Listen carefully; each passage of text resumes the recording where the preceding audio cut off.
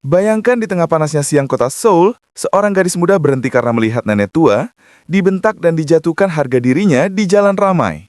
Saat semua orang memilih diam, gadis itu maju dan menolong tanpa ragu. Tak tahu bahwa langkah kecilnya hari itu akan menjeratnya ke dalam takdir tak terduga. Ketika cucu sang nenek yang datang mencarinya, ternyata seorang CEO muda berhati dingin yang justru ingin menjadikannya calon istrinya. Dan inilah kisahnya. Siang itu, matahari terasa garang di atas langit kota. Jalanan padat, orang-orang berlalu lalang dengan wajah lelah, tapi di tengah hiruk-pikuk itu, seorang gadis muda berjalan cepat dengan rambut dikuncir seadanya, mengenakan kemeja putih yang sudah pudar warnanya, dan celana jeans lusuh. Namanya Hana, 23 tahun, pekerja paruh waktu yang sedang berjuang menabung untuk biaya kuliah adiknya. Ia bukan tipe yang suka mencari masalah. Tapi hari itu, langkahnya terhenti saat suara bentakan kasar terdengar dari arah taman dekat halte bus. "Dasar nenek tua, kalau nggak bisa jalan cepat, mending nggak usah keluar rumah." Seorang wanita muda berpenampilan glamor menatap tajam ke arah seorang nenek yang baru saja menjatuhkan keranjang sayurnya. Orang-orang hanya menoleh sebentar lalu berlalu, pura-pura tak melihat. Hana menggertakkan giginya. Dalam hati, ia tahu tak seharusnya ikut campur, tapi tubuhnya bergerak sendiri. Ia berlari kecil, berjongkok memunguti tomat dan sayur-sayuran yang berserakan di jalan. "Nenek nggak apa-apa?" tanyanya lembut sambil tersenyum. Si nenek yang berambut putih itu menggeleng pelan, matanya berkaca. "Nenek baik-baik saja, nak. Maaf merepotkan." "Tidak apa-apa, Nek. Orang seperti dia memang tidak tahu sopan santun." Hana menatap sekilas ke arah wanita muda yang tadi mementak. Tatapannya tajam dan si wanita hanya mendengus lalu pergi dengan langkah menghentak. Setelah semua sayur kembali ke keranjang, Hana membantu nenek itu berdiri. "Mari saya antar sampai ke rumah, Nek." "Tidak usah, sayang. Rumah nenek tidak jauh," jawabnya dengan suara serak tapi lembut. Namun Hana tetap berkesiras. Di sepanjang jalan mereka berbincang. Nama nenek itu Nenek Su. Tinggal sendirian di rumah tua peninggalan suaminya. Hana merasa ada sesuatu yang hangat dari nenek itu. Seperti aroma teh hangat dan nostalgia masa kecil. Saat sampai di depan rumah Nenek Su yang sederhana tapi bersih, si nenek memaksa Hana masuk sebentar. "Minum dulu, nak. Panas-panas begini kau pasti haus." Hana tersenyum kikuk, tapi menerima. Rumah itu penuh foto-foto tua, salah satunya menampilkan pria tampan dengan setelan jas berdiri di samping seorang wanita muda yang tersenyum lembut. "Itu cucu nenek?" tanya Hana tanpa sengaja. "Oh, itu... iya," jawab Nenek Suplan sambil menatap foto itu lama. "Namanya Jaemin. Anak itu sibuk sekali sekarang. Sudah jadi CEO tapi jarang pulang." Hana mengangguk, menatap foto itu lagi. Pria dalam foto itu berwajah tegas, dengan tatapan dingin yang entah kenapa membuat dadanya sedikit bergetar. Mungkin karena aura percaya dirinya yang kuat. Mereka ngobrol sebentar sampai Hana pamit karena harus kerja sore. Sebelum pergi, Nenek Su menggenggam tangannya. "Kau gadis baik, Hana. Dunia butuh lebih banyak orang sepertimu." Kata itu terasa hangat sekali, tapi Hana tak tahu, kebaikannya hari itu akan mengubah seluruh hidupnya. 2 hari kemudian, Hana sedang bekerja di sebuah restoran kecil ketika seorang pria berjas hitam masuk bersama 2 bodyguardnya. Semua mata langsung tertuju padanya.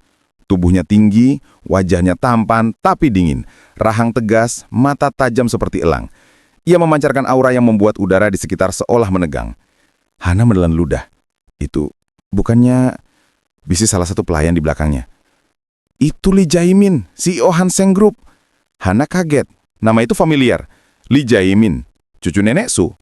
Tapi apa urusan Lee datang ke sini? Jae-min berjalan langsung ke arah kasir lalu matanya berhenti tepat pada Hana yang berdiri kaku di sana. "Kau Hana?" "Ya, saya." "Ikut aku." "Maaf, tapi saya sedang kerja." "Sudah kubayar pemilik restoran kamu," potongnya datar. Ia menatap jam tangan mahal di pergelangan tangannya. "Aku tidak punya waktu lama." Tanpa sempat menolak, Hana ditarik oleh bodyguardnya. Di dalam mobil hitam yang elegan itu, suasana begitu tegang. Hana menunduk, jantungnya berdebar cepat. "Ada apa sebenarnya, Tuan Lee?" tanyanya akhirnya.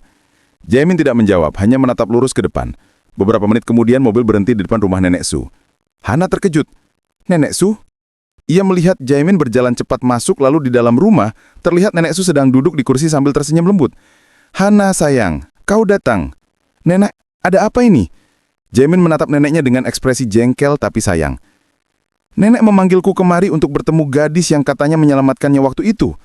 Aku datang karena dia bersikeras." "Jaemin," kata Nenek Su dengan nada tegas, "gadis ini berhati mulia. Dunia bisnis membuatmu terlalu dingin. Aku ingin kau mengenalnya lebih dekat." Jaemin mendengus pelan. Nenek ingin menjodohkan aku dengan orang asing yang baru nenek temui di jalan. Bukan orang asing, balas Nenek Su dengan mata lembut. Hana berhati baik. Aku yakin dia bisa membuat hidupmu lebih hangat. Hana membeku di tempat. Jodohkan. Nenek, saya tidak pantas. Kau pantas, potong Nenek Su sambil tersenyum. Aku tahu dari matamu. Kau tidak berpura-pura saat menolongku. Jaemin menghela napas berat. Ini konyol, Nenek. Aku tidak percaya cinta bisa muncul dari hal semacam ini. Kalau begitu, buktikan. Ajak dia bekerja di perusahaannya. Lihat sendiri, apakah perasaanmu tetap dingin setelah mengenalnya? Ujar Nenek Su dengan nada menantang. Jaemin terdiam lama. Akhirnya ia menatap Hana dengan tatapan penuh penilaian. Baik, mulai besok kau bekerja di Hanseng Group. Aku ingin lihat apa yang membuat nenekku begitu yakin padamu. Hana hampir tidak bisa bernafas. Tapi, saya tidak punya pengalaman kerja di perusahaan besar. Kau akan belajar. Suara Jaemin datar tapi tegas. Dan kau akan bekerja langsung di bawahku. Keesokan harinya, Hana datang dengan pakaian paling rapi yang ia punya. Di gedung tinggi berlapis kaca itu, semua pegawai menatapnya aneh. Itu siapa? Asisten baru Pak Li? Kelihatannya bukan orang kaya. Mungkin salah satu kenalan neneknya. Bisik salah satu yang lain. Hana menunduk malu tapi tetap berusaha tersenyum. Di lantai paling atas, ruang kerja Jaemin seperti dunia lain. Dingin, rapi, tanpa warna. Ia duduk di balik meja besar mengetik di laptop tanpa menoleh. Duduk, katanya singkat. Hana duduk dengan tangan gemetar. Mulai dari hari ini, kau asistennya Enji yang sedang cut off. Aku tidak suka orang lambat, jadi pastikan kau belajar cepat. Baik, Tuan Li. Dan satu lagi, lanjutnya menatap Hana dengan mata tajam. Jangan berharap perlakuan istimewa hanya karena nenekku menyukaimu. Kata-kata itu menusuk, tapi Hana hanya mengangguk. Hari-hari berikutnya jadi ujian berat. Jaemin keras, dingin, dan nyaris tak pernah tersenyum. Ia menuntut kesempurnaan dari setiap hal kecil. Tapi meski begitu, Hana tidak menyerah. Setiap malam ia pulang larut, tapi ia terus belajar, menulis catatan, mempelajari cara kerja perusahaan itu. Perlahan, beberapa staf mulai memperhatikannya. Mereka terkejut karena gadis sederhana itu mampu bertahan di bawah tekanan Jaemin. Suatu malam, Hana masih di kantor ketika listrik tiba-tiba padam karena hujan deras. Semua karyawan sudah pulang, hanya dia dan Jaemin yang tersisa. Petir menyambar di luar jendela, membuat ruangan gelap. Hana menjerit kecil. Kau takut petir? Tanya Jaemin. Suaranya terdengar dari kegelapan. Ia mendengar langkah kaki mendekat, lalu kilatan cahaya dari ponsel menerangi wajah Jaemin. Tatapan mereka bertemu, dan untuk pertama kalinya, Hana melihat sesuatu di matanya. Kehangatan yang selama ini tersembunyi. Kau benar-benar aneh. Kau bisa tetap tersenyum meski semua orang menatapmu rendah. Hana menatapnya. Karena saya percaya kebaikan akan selalu kembali, Tuan Li. Hening. Hanya suara hujan di luar. Sesaat waktu seakan berhenti. Setelah malam itu, Jaemin mulai berubah. Ia masih tegas, tapi tak lagi sekasar dulu. Kadang ia diam-diam menaruh cangkir kopi di meja Hana pagi-pagi, tanpa berkat apa-apa. Semua orang di kantor mulai memperhatikan perubahan itu. Pak Li jadi sering senyum ya? Bisik salah satu staf. Itu gara-gara asisten barunya pasti. Tapi kebahagiaan itu tidak berlangsung lama. Suatu hari, seorang wanita elegan bernama Min Seo datang ke kantor. Ia mantan tunangan Jaemin, putri konglomerat besar yang dulu batal menikah karena Jaemin menolak perjodohan. Aku dengar kau sekarang dekat dengan seorang gadis biasa, kata Min Seo sambil menatap Hana dari ujung kepala sampai kaki dengan tatapan merendahkan. Lucu sekali, Jaemin. Aku kira kau punya selera. Jaemin menatapnya tajam. Urusan pribadiku bukan urusanmu. Tapi Min Seo tersenyum sinis. Kau tahu ayahku masih punya saham besar di perusahaanmu kan? Hati-hati, Jaemin. Gadis itu bisa jadi kelemahanmu. Kata-kata itu membuat Hana tertengung. Setelah Min Seo pergi, Hana memutuskan untuk bicara. Tuan Li, mungkin sebaiknya saya mundur. Saya tidak ingin membuat masalah untuk Anda. Jaemin menatapnya lama, lalu berdiri. Jangan pernah bilang begitu lagi. Katanya dingin tapi nada suaranya berat. Aku yang memintamu di sini.